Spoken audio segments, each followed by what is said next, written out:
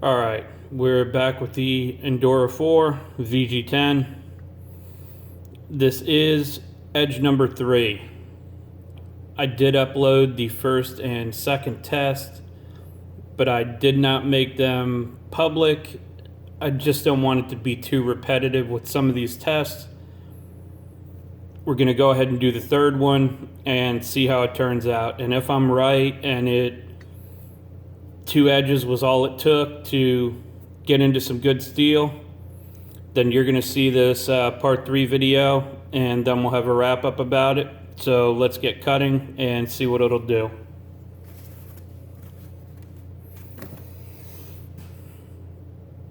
And just so everybody knows, same edge, 15 per side, 1500 grit, strop the same way as the other tests.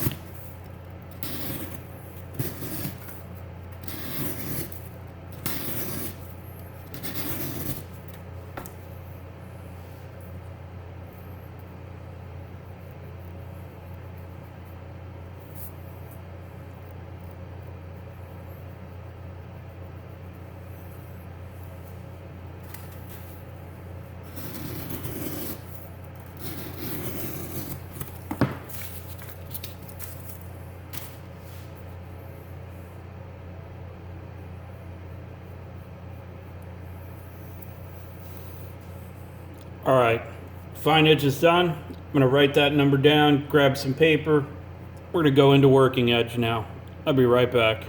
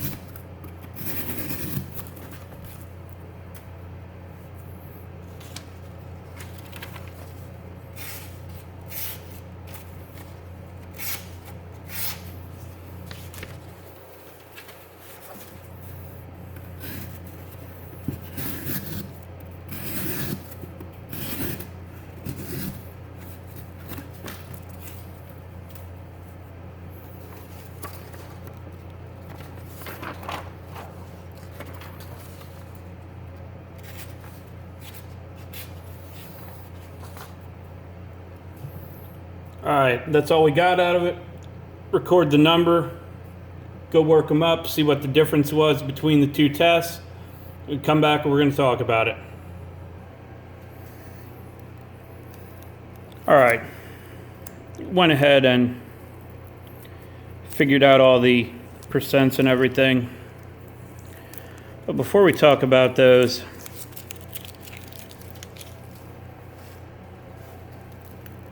hopefully you guys see that in this test, I see VG-10 talked about poorly quite a lot. And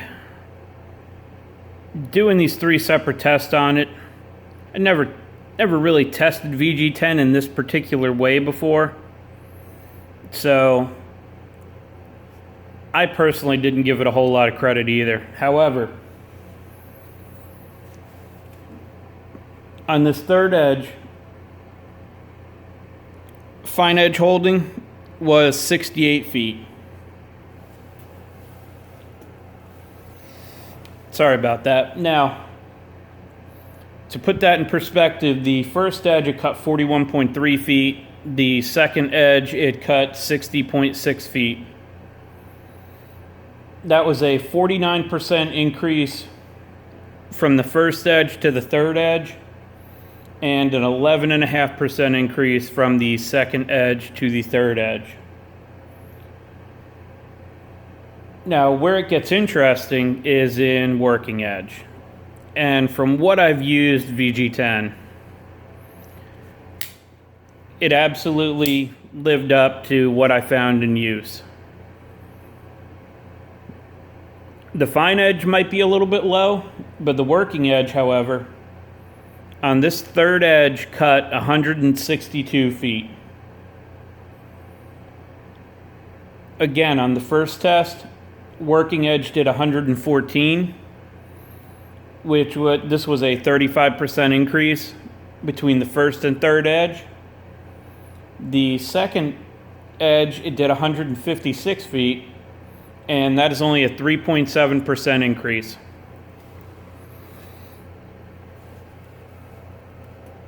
Now, as far as it goes, I'm not going to test the VG-10 again. I do understand the fine edge is a little bit outside of the 10% we go by, but with less than 4% increase on working edge, I really don't think we're going to see some kind of huge jump. I'd also be willing to say that on the fourth edge, even the fine edge would drop down to well in the low single-digit % difference.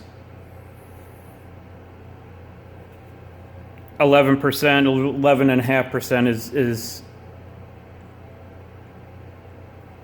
we don't have much leeway there for improvement.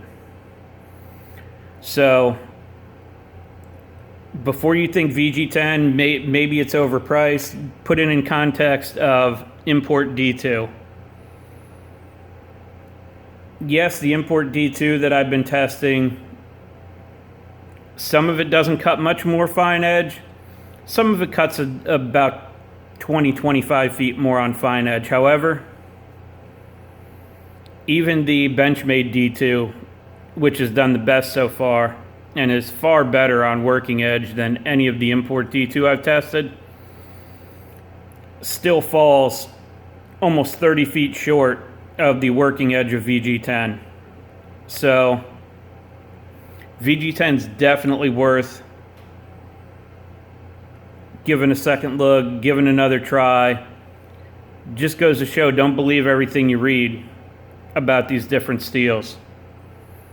Because 160 feet, you compare that to the underperforming M390 and 20 CV that I did. I mean, it's only like 12 feet behind the ZT 20 CV that I tested. And the Kershaw M390, it's only 20 feet behind that in working edge. So, I mean, when you put it in perspective of what you're paying for, I mean, it's definitely not a bad deal at all, VG-10.